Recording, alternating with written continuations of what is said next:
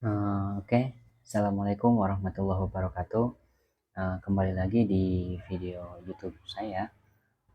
Jadi pada video kali ini saya akan memaparkan mengenai lingkungan pemasaran. Dan di sini, oh iya, jadi sebelum saya memaparkan, saya akan menyapa teman-teman semua. Selamat pagi, siang, sore maupun malam, dimanapun kalian berada.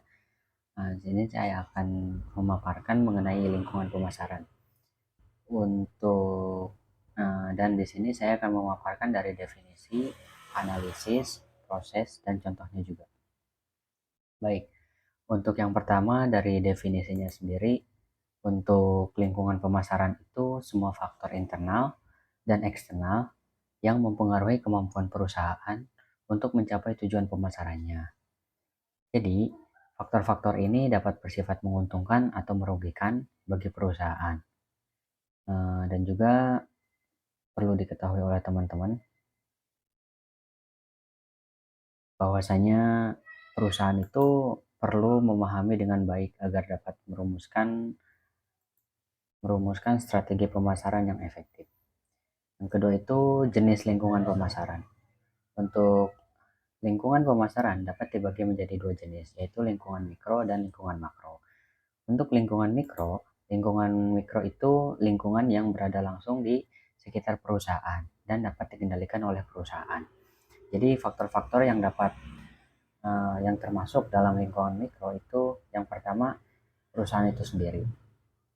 Jadi yang meliputi sumber daya, keterampilan, dan budaya perusahaan itu seperti apa. Yang kedua ada pelanggan. Jadi yang meliputi kebutuhan keinginan dan perilaku mereka. Ketiga saluran distribusi. Ini meliputi pemasok, perantara, dan pengecer. Yang keempat ada pesaing. Ini meliputi pesaing langsung dan pesaing tidak langsung.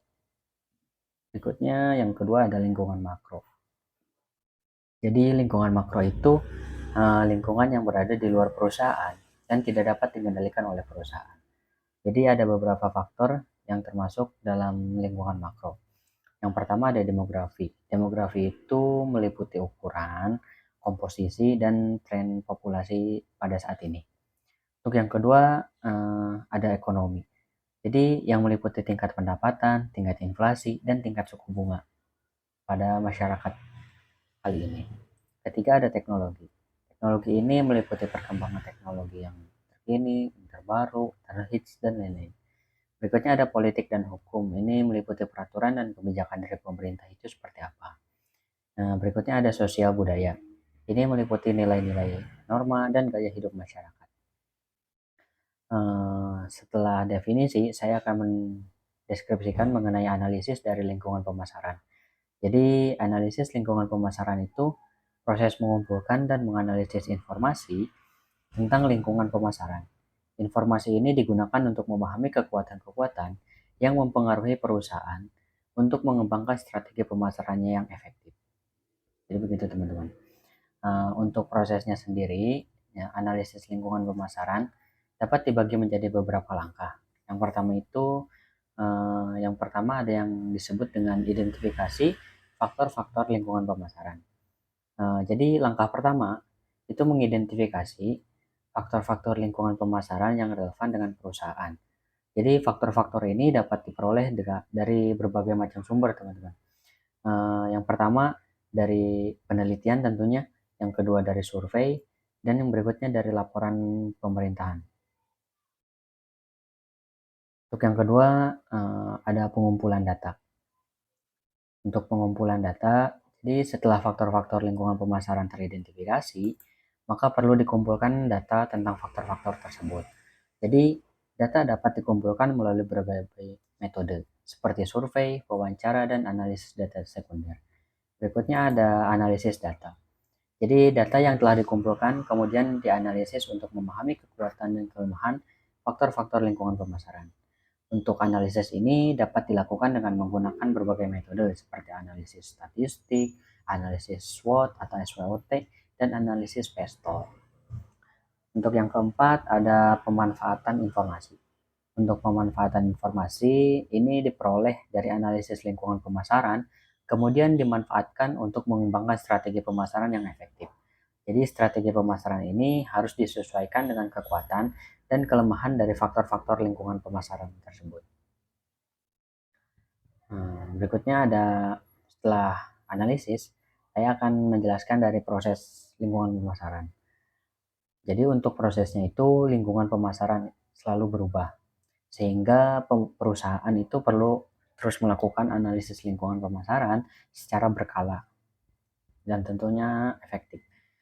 Jadi proses lingkungan pemasaran dapat dilakukan secara berkelanjutan melalui langkah-langkah berikut. Yang pertama, perusahaan bisa melakukan pengamatan.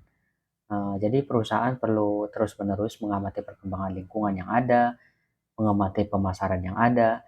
Jadi pemasaran ini dapat dilakukan melalui berbagai macam cara, seperti membaca berita, mengikuti perkembangan teknologi, dan menghadiri seminar atau konferensi atau forum-forum yang disediakan oleh pemerintah.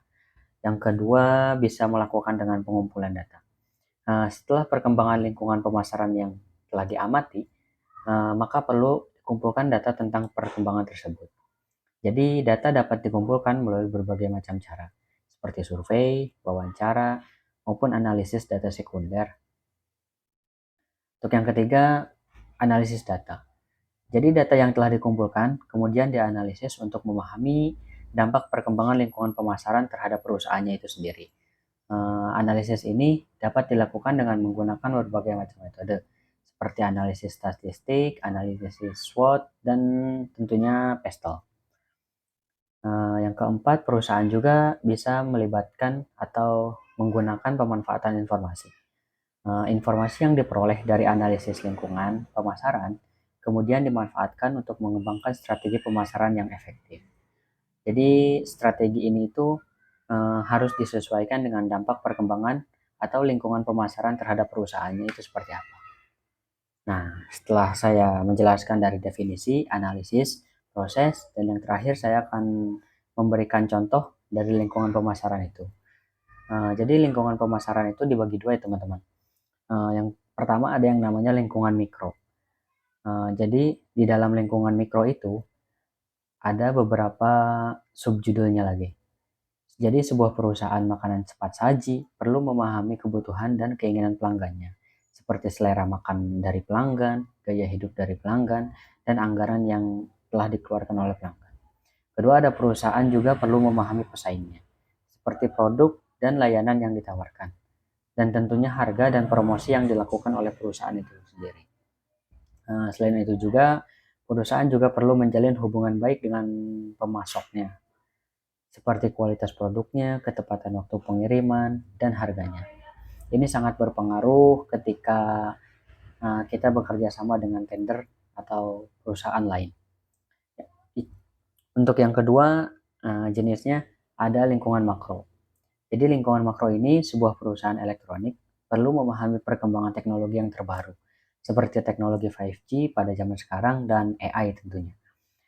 Untuk perusahaan juga perlu memahami kondisi ekonomi seperti sekarang, seperti tingkat pendapatan masyarakat dan tingkat inflasi yang naik turun. Jadi selain itu, perusahaan juga perlu memahami peraturan pemerintah seperti peraturan tentang keamanan produk dan perlindungan konsumen.